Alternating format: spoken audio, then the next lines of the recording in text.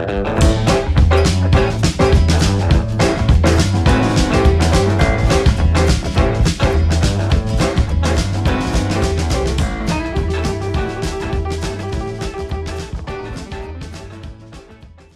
everybody, it's your good buddy Dave with KartSpeed again. And man, this week we're doing another video. And this video I'm pretty excited about. Because we're going to get into a subject that's really near and dear to my heart. With a lot of the buzz in the dirt karting scene, a lot of things, like one of the things that are getting really popular is the no prep races, the dirty tire races. You can't touch tires, you can't prep the tires. And in those types of races, chassis dynamics become an even more important part of your racing program. And we spent the whole year last year going through chassis dynamics from caster to camber, front end lead. We did a rear axle lead. We've done cross and left side. We've covered a lot, right? But one thing we haven't really talked about yet, and again, I'm really excited about, is chassis design, right? So I felt like this was a good week to do that. I'm pretty excited about it because chassis design is one of those things where it's a lot of creativity, a lot of innovation. But what we're going to talk about in this video, just like our other videos, we're not going to get too heavy into the physics side of it, but I'm going to give you the meat and potatoes, the nuts and bolts, if you will, to some of the things that go into a chassis. Now, granted, we can't talk about everything because I'd have to make 30 videos, and each video probably be a few hours long to cover everything that goes into some of the design concepts. But I'm going to touch on a few things that I deem very important when you're looking at a chassis. And that way, when you guys go to, if you decide to make a chassis change for your racing program, you can do so maybe with some of these things that we're going to talk about to help you make a really good decision and know if you need to make a chassis change or maybe you don't. So without further ado, let's get to it. All right, guys. So as we start this video, we're going to go over some essential parts that I deem, excuse me, I have a cold. I deem extremely important when you're looking at chassis designs and if a chassis is going to be the right fit for you or should you change chassis. And like I said, we're going to go over some of these things. We're going to go over, tubing, some measurements and designs. And then we're also going to answer probably the most important question that you want me to answer. I can feel it. I can feel it through the interwebs. What you really want to know is which go-kart, which chassis out there now is the best chassis on the market. So, as I feel you want that question answered, I'm going to answer it. I'm going to tell you what chassis is the best on the market, especially what's best for you. All right, but that's kind of like my grand finale, so you're going to have to wait a little bit for that one. All right, but let's start off with what I consider the most important part of a chassis design. Oh, and before I start, see my nice new dry erase board? My wife was picking on me because she said my other one was too small and nobody could read it. So I got the big boy. That's what I'm talking about. All right, so when chassis are getting designed, most of us think chassis companies either do this. I'm gonna shave half an inch off you and shape you like a bullet. Or they do this.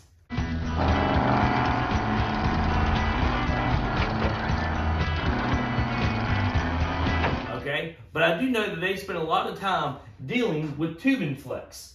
Okay, now what is tubing flex? Tubing flex is how much, when weight is applied to the tubing, what the tensile strength is of the tubing and how much it moves up and down when weight is applied. How easy it moves or how resistant it is to movement. Okay, how rigid it is or how soft it is. Okay, now a lot of things go in to tubing flex, like for instance, the tubing sidewall. This is when you hear people say, is this a 095 tubing go-kart or is this a 083 tubing go-kart? What they're talking about is the sidewall thickness of the tubing, okay? It could be 083, the tubing thickness could be thicker to 095, or it can be as thin as 060, okay? And when they change that, that changes how much, how soft the tubing is and how much it's gonna move and flex when weight is applied to it, okay? Another thing that they look at is diameter, you know? Is it a big tubing or small tubing? Is it an inch go-kart? Is it an inch and an eighth go-kart? Or inch and a quarter? And that's, again, the diameter of the tubing. Again, that controls tubing flex, okay? So why is tubing flex so important? Well, tubing flex, you remember in other videos we talked about static weight and dynamic weight. Static weight is when your go-kart's on the scales and it's sitting still and the weight is sitting still. Dynamic weight is when weight is moving, okay? So the more tubing flex you have, the more dynamic the weight change, the weight transfer is gonna be, and the more the go-kart is gonna wanna move weight because the tubing is moving and flexing.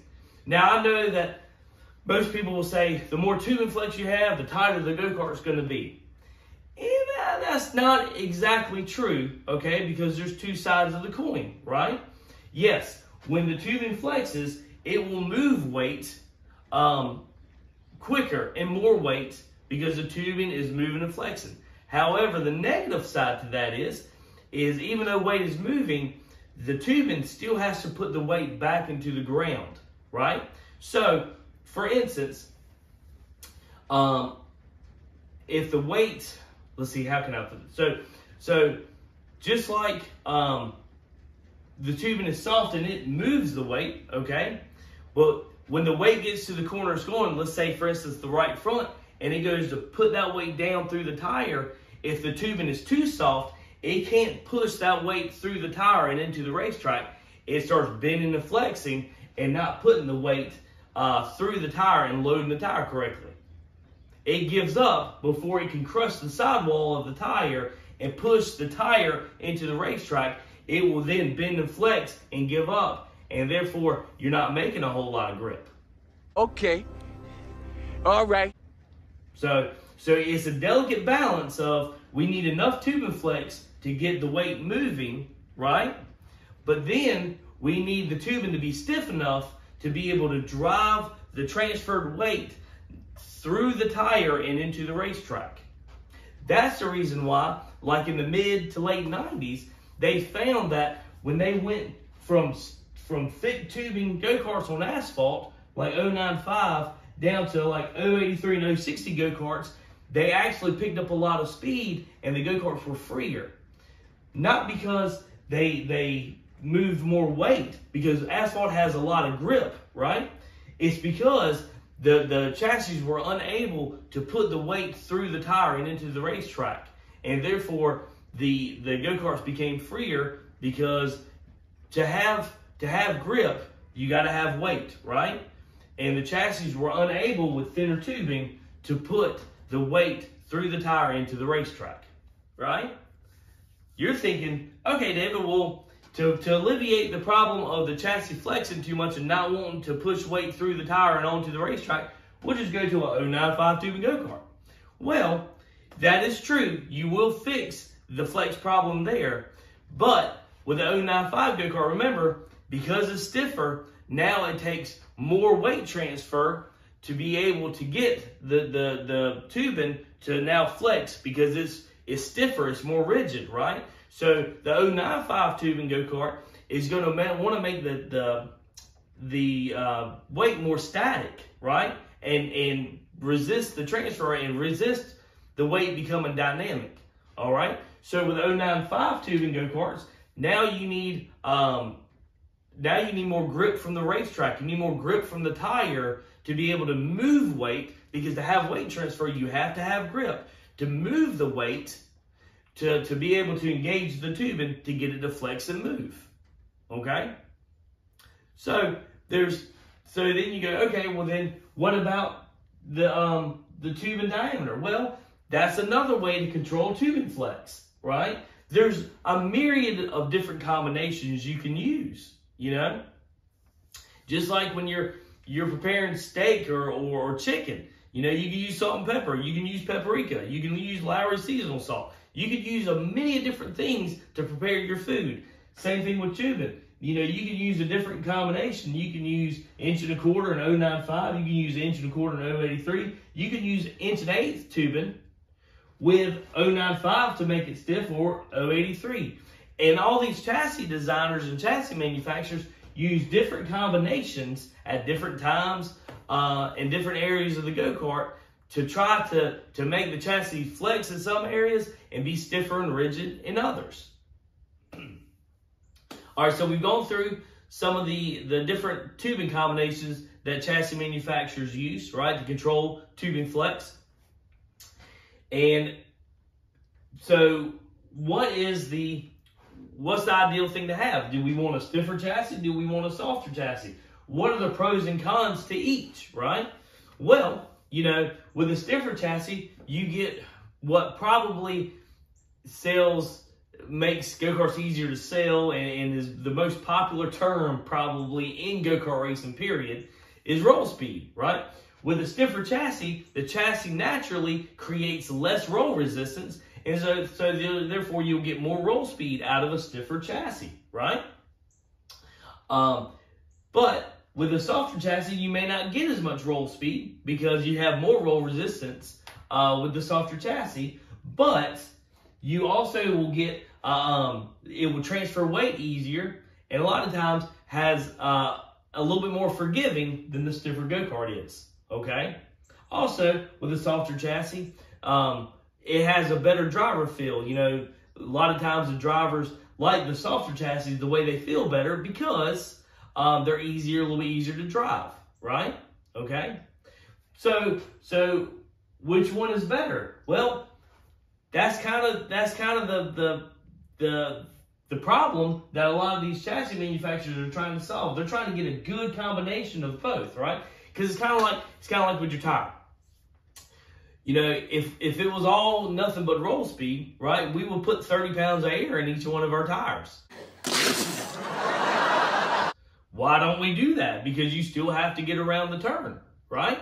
So you have to have a good combination of both. We need the go-kart to be stiff enough to where it wants to roll and have great roll speed, right, and recovery speed, but it also needs to be soft enough where we transfer enough weight to be able to move weight to get around the turn and create enough grip to have corner speed. So how do these chassis manufacturers give you a good combination of each, right? Because it's not all just in tubing, it ain't all just in tube wall thickness, 083, 095, or 1/8, 1¼ go-karts. You know, how do they give you a good combination of each to get the go-kart to flex enough to move weight to make it drivable, but then be stiff enough to give you roll speed, right? Well, that's where shapes and the designs come in, okay? So now, like some go-karts might have more rounded sections of the go-kart. They use tubing bends to stiffen up certain areas of the go-kart, right? Because a tubing that's in a circular bend won't bend and flex as much as a straight pipe will or a straight piece of tubing will, right? So in some areas, manufacturers might design a go-kart that has round bends in it to try to stiffen up certain areas of the go-karts, where other manufacturers might use more straight angles and more sharp angles to introduce more flex in certain areas, okay? So this is how, again, you know, there are a myriad of different combinations you can use, but when you're going and looking at go-karts, these are things you need to look at and go, okay, well, what is the manufacturer trying to do? Well, he's trying to, in this case, make the left side main frame rail a little bit stiffer by using a rounded middle section. This one is trying to introduce a little bit more flex. Now let's talk about something that I think also is extremely important. Now this controls how fast the chassis unloads certain tires and how quickly it loads other tires, and works with not just weight transfer, but the timing of said weight transfer, right? because that's also really important. What we're talking about is the rear seat bar. Now, with the rear seat bar, what is the rear seat bar? The rear seat bar is what connects the left side frame rail to either the secondary engine rail or the right side frame rail. So it can essentially, in the rear of the go-kart, connects the left side of the go-kart to the right side of the go-kart. Now, the right rear strut usually sits on the rear seat bar, okay?